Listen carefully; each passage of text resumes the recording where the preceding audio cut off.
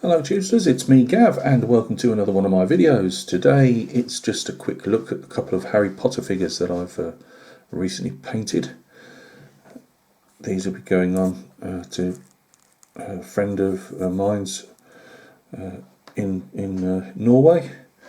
So I just wanted to give them a quick show before I wrap them up. So this is a unicorn, obviously, horn. The lights, it changes in the light. I've turned one light off because it was literally, sometimes it looks slightly grey, but when you do put the lights on, it blings white. Cast was a bit problematical. I've done my best with it. I've put some colours into the white itself. It was done from an off-white build up of colour of whites, different whites. And then at the end I put in some of the shadow areas I put a glaze of Vallejo Azure blue, and I've also, again, unfortunately often the light's going to rob it out. I suppose you can see, you might just see a bit of pink in there, and that's sunset red from Vallejo again just glazed in. It just gives a nice, on white horses, not so much an 18mm when I do Napoleonics, but at slightly larger scales it does make a nice, it doesn't give you a fantasy horse, it just puts, if you can see along the, let's see, I'm not prepared as usual, you might just be able to see the tonal variation in the, around here where I've put some of the pink. Well, it's, as I say, it's sunset red, it's a reddy pink. So it's not as pink as this. And then we've got some rose, is it rose brown, I believe it is, on the muzzle. So, and then I've just given them blue eyes, obviously with a bit of blacking. You can just see a bit of the azure coming through there when it catches the light, and a bit of the pink. It's more azure blue round there. I've tried to do non-metallic on the hooves. I'm not particularly great at non-metallic, but I did prefer it over the gold, normal gold metallic paint. I've just got the usual bit of tree root, and these are real leaves that have been painted because they were brown ones. So yep, I've made leaves out of real leaves and then painted them. We shouldn't play with nature, really, should we? It always ends up in a disaster for the human race. Cork rocks and some normal shaly type rock, some real rock I should say. I think it's to go at the bottom of parrot things or something, I'm not sure. Anyway, some pet shop stuff I bought. And obviously my homemade tufts and flowers. I was actually going to give this a winter base, and then I looked, white horse on winter base, maybe not. So it's gone for a bit of colour that it's sat on top of. So yeah, that's our. I'll try and hopefully put some photographs on at the end, if I remember.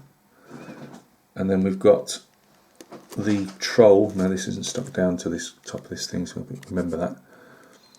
This is the Harry Potter troll. It went into the girls' bathroom in the first film, smashed it up. Hence the bit of a story on the floor there saying it's broken up the cubicles. I used some. I've been buying bits of different styrene for scratch building my models when I get round to it. So I cut some off and made some little bolts there just to put that down. And I've got some putty and made a little busted up sink. And used some lead wire to make some taps, so it's not massively convincing, but it tells the story. That's the only problem with the smaller bases, that the single figures, obviously these are quite large. Obviously he's, I wouldn't say, was he about half the size again as a normal Harry Potter figure. He's darker than the one in the film. I just preferred it that way. I thought I could play with a bit more If you were doing several trolls, you could, you know, obviously it doesn't say so in the film, but obviously they're not all going to be exactly the same colour. You can do what you like with them, really. My Marra Ian Aitken's done some lovely trolls on his site. If you go and check his channel out, that's Ian Aitken. A lot better painter than I am. I've given him some yellow fungal nail there, rather than the artwork just gives you more or less, whether it's meant to be dirt or just brown, I don't know, but it's all brown more or less, the lower halves of these stumpy legs and the nails, and I just wanted to put something that's, you know, make it look a bit different, really. But I'm really happy how this guy's come out. He was a second-hand buy. There's a couple of little bits of clean up. I found it hard to do just because I'd had to debond this and get the super glue off it and clean mould lines up, and there was just a couple that were a bit dodgy that I didn't want to bust anything. So although I did clean them off, they weren't as good as I'd hoped. But yeah, I really like him. I've got another one of these that I'd bought for myself, again second hand, but the one I'd got was actually still in the box, where this guy, as I say, was actually already built, and I had to take him apart again. So there you go. There's me Harry Potters. Let's get in a bit closer.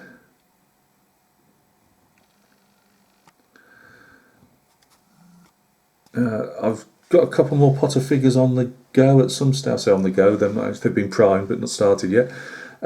What else have we got? I've been doing these 28mm Highlanders, and I'm really not happy how the kilts have turned out. So I'm keeping the jackets and everything else on them, but the kilts, especially on these two that I painted the last couple of nights, they're being scrapped and restarted. So I'm not going to bother showing you those. Occasionally it happens, you know.